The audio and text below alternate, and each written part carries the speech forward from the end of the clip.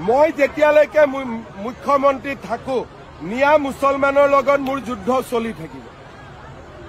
কোনো জুবিনৰ ন্যায় নিজৰ জায়গাত তাক আমি দিমেই 100%।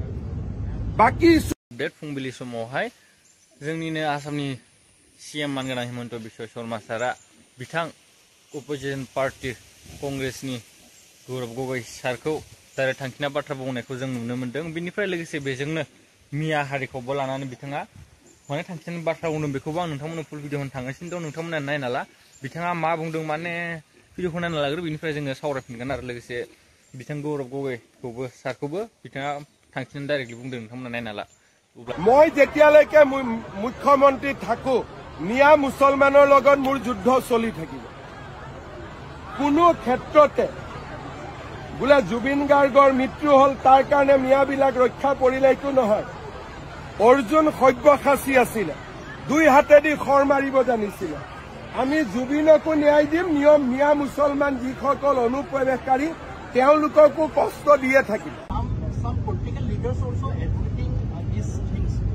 You see, Congress party আৰু আমাৰ ইয়াত যিটো মিয়া পাৰ্টি আছে এই গোটেইবিলাকে অসমক বাংলাদেশৰ লগত লগ লগোৱাব খোজে আৰু তেওঁলোকে সেইকাৰণে ইয়াত বাংলাদেশৰ ৰাষ্ট্ৰীয় গানো গায় আৰু তাকো জাষ্টিফাই কৰে। অসমৰ ভৱিষ্যত বহুত বেছি ভাল ভৱিষ্যত নহয় আৰু মিয়াসকলে অসমক ধ্বংস কৰি পেলাব।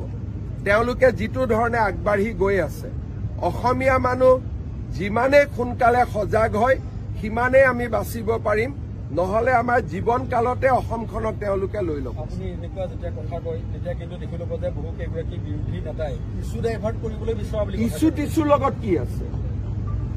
জুবিন গাৰ্গৰ ন্যায় ইছ্যু ডাইভাৰ্ট নহয়। 17 তাৰিখে আমি দিমেই চাৰ্জশ্বিট। এইটো ইছ্যুটো মোৰ কাৰণে ক্লজ ইছ্যু, কাৰণ মই অলৰেডি অৰ্ডাৰ দি দিছো যে 17 তাৰিখে চাৰ্জশ্বিট দিবই লাগিব। সেইকাৰণে মোৰ কাৰণে এইটো ইছ্যু নহয়, কিন্তু বাংলাদেশী মিয়াটো ডাঙৰ ইছ্যু।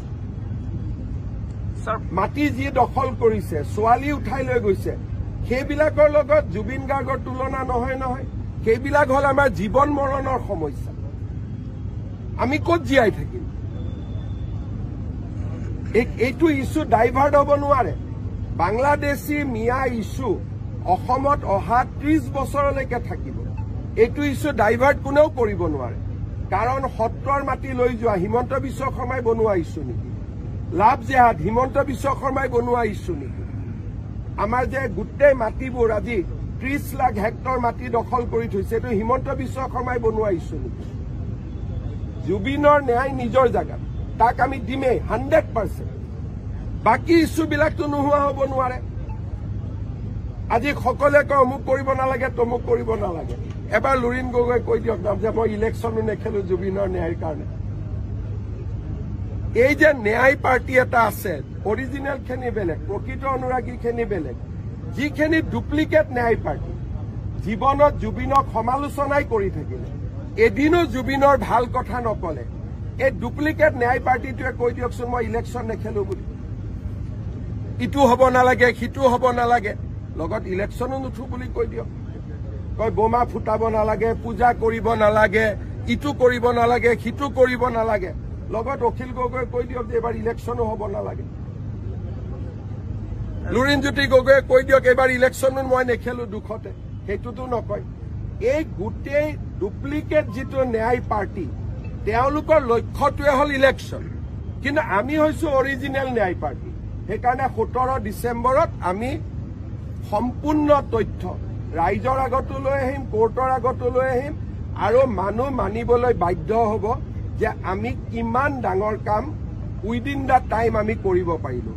মই ইমান কনফিডেণ্টলি কৈ আছো যেতিয়া, তাৰ পৰা আপোনালোকে বুজি পাওক যে মই কিমান বেছি কনফিডেণ্ট যে ডাঙৰ তথ্য সহকাৰে SIT ৰিপৰ্ট হ'ব আৰু বহুত অসমৰ নজনা মানুহে বহুত কথা জানিব। এতিয়া অখিল গগৈয়ে ক'ব হিমন্ত বিশ্ব শৰ্মাই কেনেকে গম পালে? মই দেশৰ গৃহমন্ত্ৰী, ৰাজ্যৰ গৃহমন্ত্ৰী, যিখিনি মই গম পাব লাগে এইখিনিতো মই গম পাবই লাগিব। ডিচেম্বৰ লাষ্ট ডেট হয়, 19 তাৰিখে তেওঁ ঢুকাইছিলে, গতিকে আমি 3 মাহত দিব লাগে। গতিকে 17 ডিচেম্বৰটো আমি লাষ্ট ডেট ধৰিছো।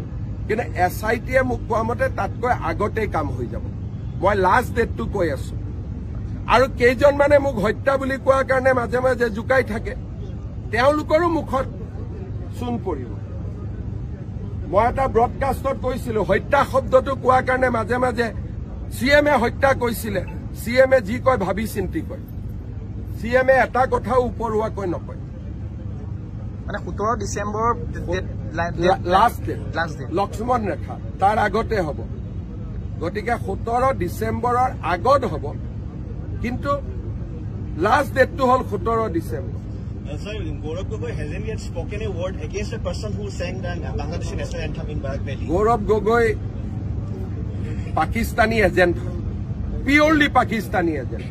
And moi koa karone sahok ase jodi mur upor defamation case dio.